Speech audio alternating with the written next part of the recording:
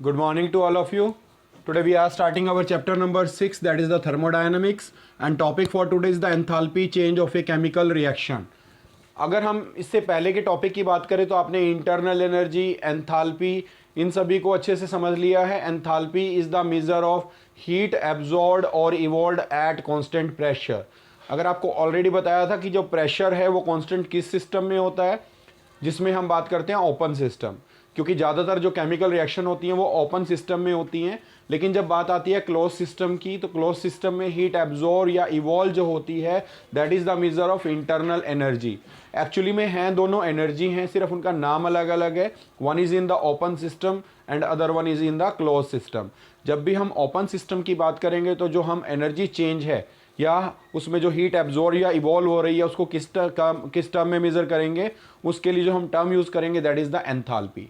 लेकिन जब आ जाता है क्लोज सिस्टम तो उसमें भी हीट एब्जॉर्ब या इवॉल्व होगी, वहाँ पर भी एनर्जी का चेंज होगा, सिर्फ नाम चेंज होगा, that will be called internal energy. और उनकी रिप्रेजेंटेशन भी डिफरेंट है, that is delta U, that is the change in internal energy, and delta H, that is the change in enthalpy. अगर हम यहाँ पर बात करते हैं, नेक्स्ट जो हमारे पॉइंट रहने वाला है वो एंथैल्पी ऑफ रिएक्शन है. जैसे कि कोई केमिकल रिएक्शन होती है तो जब रिएक्टेंट प्रोडक्ट में कन्वर्ट होता है तो वहाँ पर जो चेंज हम मेज़र करेंगे, जो एंथैल्पी चेंज मेज़र करेंगे उस पर्टिकुलर रिएक्शन के लिए हम उसको बोलेंगे एंथैल्पी ऑफ रिएक्शन. तो enthalpy of reaction, the enthalpy change, already आपको बताया एंथैल्पी चेंज क्या है. That means the amount of the heat evolved और absorbed in a reaction when the number of moles of the reactant completely to give the product as given by the balanced chemical equation. इसके अंदर जो आपको ध्यान देना है कि जो भी केमिकल रिएक्शन है उसको हम क्या करते हैं, बैलेंस करते हैं. सबसे पहला पॉइंट है कि ये जो भी चीज हम अप्लाई करेंगे all are applicable only for balanced chemical equation. तो जो इक्वेशन है वो बैलेंस होनी चाहिए. फॉर एग्जांपल अगर हम क्या करते हैं, मीथेन को बर्न करते हैं, that means combustion of methane, CH4 plus O2 gives CO2 plus H2O. तो इसको हम सबसे पहले क्या करेंगे, बैलेंस करेंगे. बैलेंस करने पर क्या आएगा, 2O2 plus 2H2O. Now this is the balanced chemical equation, and for this reaction the enthalpy of reaction is minus 890.3 kilojoule. जैसे कि आपको ऑलरेडी बताया है कि जब भी डेल्टा H नेगेटिव आएगा तो रिएक्शन क्या होगी, एक्सोथर्मिक रिएक्शन. तो for exothermic reaction delta H हमेशा क्या आएगा, नेगेटिव आएगा. But for endothermic reaction delta H हमेशा क्या आएगा, पॉजिटिव. अगर आपको ये रिएक्शन में देता है और इसमें बता देता है कि यहाँ पर कुछ मेंशन नहीं है, हीट एब्जॉर्ब हो रही है या इवॉल्व हो रही है, लेकिन यहाँ पर अगर आपको एंथैल्पी ऑफ रिएक्शन दे देता है और उसकी वैल्यू आती है नेगेटिव, तो उससे आपको देखने से ही पता चलेगा कि इस रिएक्शन में जो हीट है वो क्या हो रही है, रिलीज हो रही है. अगर ये यहाँ पर पॉजिटिव होता तो इसका मतलब क्या होता कि उस रिएक्शन में हीट क्या हो रही होती, एब्जॉर्ब. तो यहां से पता चल रहा है this reaction is the exothermic one, क्योंकि ऑलरेडी हम बता रहे हैं. तो this one is the combustion reaction. Combustion क्या होता है, burning of the substance in presence of oxygen is called combustion reaction. तो this is the combustion reaction. और कंबस्शन क्या होती है, एक्सोथर्मिक रिएक्शन होती है. तो ये आपको यहां से पता भी लग रहा है. और ये आर किस लिए है, this R represent the enthalpy of reaction. और एंथैल्पी को हम H से लेते हैं, तो this is the change in enthalpy, कि रिएक्टेंट और प्रोडक्ट की एंथैल्पी में कितना चेंज है, that will be represented by enthalpy of reaction, that is delta RH which is equal to minus 890.3 kilojoule. अब आता है नेक्स्ट पॉइंट हमारा कि कौन कौन से फैक्टर्स हैं जो क्या करते हैं, एंथैल्पी चेंज को अफेक्ट करते हैं, या किस पर जो एंथैल्पी चेंज है वो डिपेंड करता है. That means on what factors the enthalpy change depends. The first one is the physical state of the reactant and product. अगर हम बात करें जो फिजिकल स्टेट है किसी भी रिएक्टेंट और प्रोडक्ट की, वो क्या करती है, उसको अफेक्ट करती है, किसको, उसकी एंथैल्पी को. जैसे अगर हम बात करें H2 gas when combine with O2 gas it will gives H2O liquid. अब जब भी आप जो रिएक्शंस लिखेंगे तो उसमें स्टेट का एक इंपॉर्टेंट रोल होता है, क्योंकि जब हम स्टेट मेंशन नहीं करेंगे तो हमें पता नहीं लगेगा कि हमें कौन सी एंथैल्पी लेनी है, क्योंकि जो एंथैल्पी है इन फैक्टर्स पे डिपेंड करती है. इसीलिए हम क्या करते हैं, कोई भी रिएक्टेंट या प्रोडक्ट लेते हैं तो उसकी स्टेट को मेंशन करना जरूरी होता है. तो यहाँ पर हम बता रहे हैं हाइड्रोजन भी गैस है, ऑक्सीजन भी गैस है, और जो यहाँ पर वाटर फॉर्म हो रहा है that will be in the liquid state. For this reaction that is enthalpy of reaction is that is equal to minus 285.8 kilojoule. अगर मैं दूसरी रिएक्शन को देखूं तो H2 भी गैस है, O2 भी गैस है, लेकिन यहां पर जो H2O बना है that will again in the gaseous state, तो ये भी गैसियस स्टेट में है। तो फॉर दिस रिएक्शन आप नोट करेंगे कि जो एंथैल्पी ऑफ रिएक्शन है वो कितना है, -241.8 किलो जूल, जो पहले से क्या है, डिफरेंट है। जो पहली वैल्यू है और जो दूसरी वैल्यू है उसमें क्या है, there will be a difference. Why? Because there is a difference in the oxidation state, difference in the state of the water. One is in the liquid state and other one is in the gaseous state. तो एक gaseous state में है, दूसरा liquid state में है। तो liquid के लिए एंथैल्पी अलग होगी और गैस के लिए अलग होगी। तो that's why it depends on the physical state of reactant and product.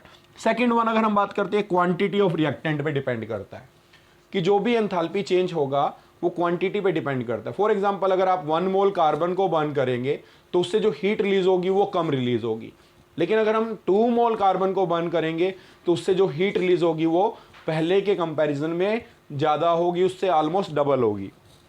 तो that means heat of combustion of 2 mole of carbon is double then that of heat of combustion of 1 मोल।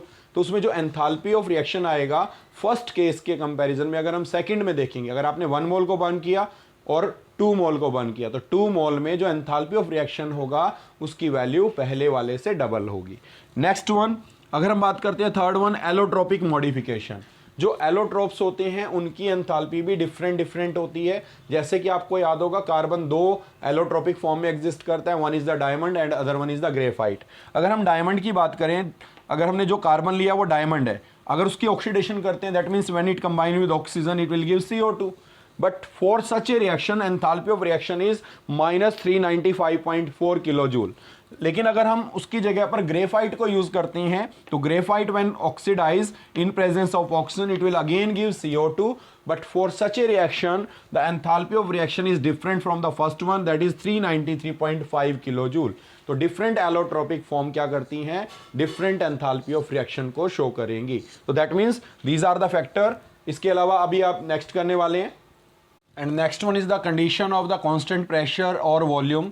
अगर हम constant pressure और volume को देखें तो आप note करेंगे कि अगर हम प्रेशर को कांस्टेंट करते हैं तो that is the measure of delta H, और अगर हम वॉल्यूम को कांस्टेंट लेते हैं तो that is the measure of delta U.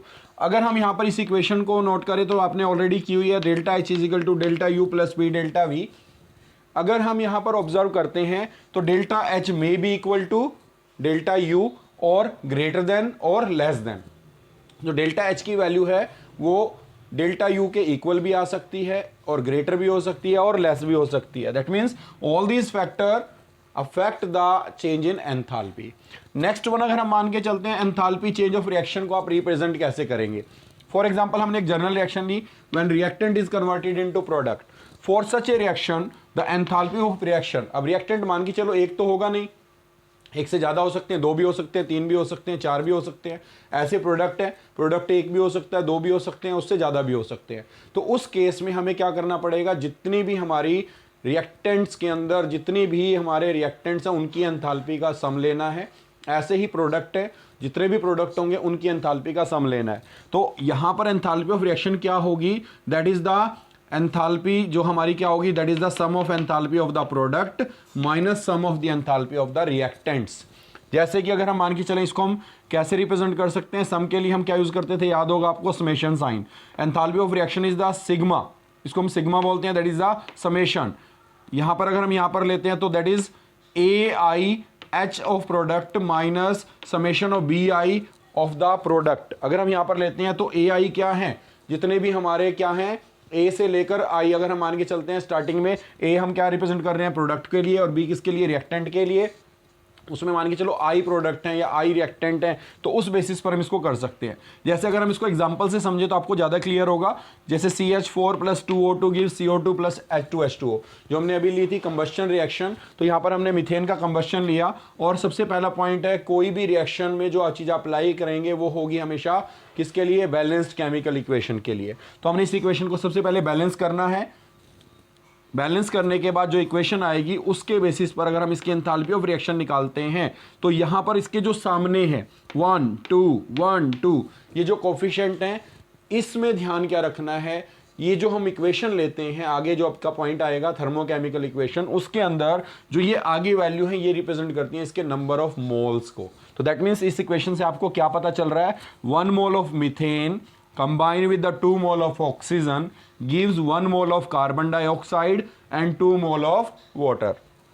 तो यहां से हम जब भी वर्ड यूज करेंगे तो यहां पर जो मैं यहां पर एक वर्ड यूज कर रहा हूं HM, that stand for the molar enthalpy. Molar enthalpy क्या होती है, for 1 mole of the enthalpy which is called molar enthalpy. तो enthalpy of reaction that is the, अब आपको करना क्या है, जो जितने भी हमारे रिएक्टेंट्स हैं उनका सम लेना है। तो अगर हम यहां पर देखें तो CO2 कितना है, 1 मोल है, that's why we take molar enthalpy कितनी है, 1 मोल के लिए जितनी उसकी एंथैल्पी है CO2 plus 2 moles of the molar enthalpy of H2O। क्योंकि जब भी आपको एंथैल्पी जो देगा वो 1 मोल के लिए देगा, लेकिन यहां हम अपनी तरफ से उसको 2 से मल्टीप्लाई करेंगे, क्योंकि जो आपको एंथैल्पी गिवन है वो मोलर एंथैल्पी है, दैट इज फॉर 1 मोल, लेकिन यहां पर जो वाटर प्रोड्यूस हो रहा है वो कितना है, 2 mole, that's why we multiply by 2 times of molar enthalpy of H2O। जो ये मोलर एंथैल्पी दी होगी उसको 2 से मल्टीप्लाई करेंगे और इन दोनों को ऐड कर देंगे। ऐड करने के बाद उसमें से हमने क्या करना है, जो सम ऑफ एंथैल्पी है किसका, रिएक्टेंट का, वो माइनस करना है। अब रिएक्टेंट हमारे क्या क्या है, one is the methane and other one is the oxygen. तो यहां पर हमने क्या लिया, मोलर एंथैल्पी क्या ली, CH4 की 1 मोल है तो इसलिए 1 मोल का लिया, और जबकि यहां पर ऑक्सीजन की कितनी है 2 मोल, तो इसलिए हमने 2 से मल्टीप्लाई किया। तो जो भी हमारी एंथैल्पी होगी CO2 की प्लस में 2 टाइम्स ऑफ H2O की, उसमें से क्या करेंगे, इन दोनों को ऐड करेंगे। फिर ऐसे ही हम किसकी ऐड करेंगे, जैसे CH4 की, रिएक्टेंट की, और 2 टाइम्स ऑफ ऑक्सीजन की। उसको ऐड करने के बाद जो हमारा प्रोडक्ट है उसमें से रिएक्टेंट को क्या कर देंगे, सब्ट्रैक्ट कर देंगे। तो इस तरीके से हम क्या कर सकते हैं, जो चेंज आएगा एंथैल्पी का, that is the enthalpy of reaction. तो इसको अच्छे से नोट डाउन करेंगे सभी। And next one is the numerical based on this. इसमें आपको क्या ध्यान रखना है कि जैसे आपको एक इक्वेशन दी हुई है, ये आपका NCERT का क्वेश्चन है, red phosphorus react with the liquid bromine as. इसमें जो रेड फॉस्फोरस है वो लिक्विड ब्रोमीन के साथ रिएक्ट करता है लाइक दिस वन। जो फॉस्फोरस है that is in the solid state, bromine है लिक्विड स्टेट में है, और PbR3 देता है। और इसको बैलेंस किया तो 2 times of phosphorus combine with the 3 moles of bromine gives the 2 mole of, इसमें जो आपका है पोटाशियम ब्रोमाइड।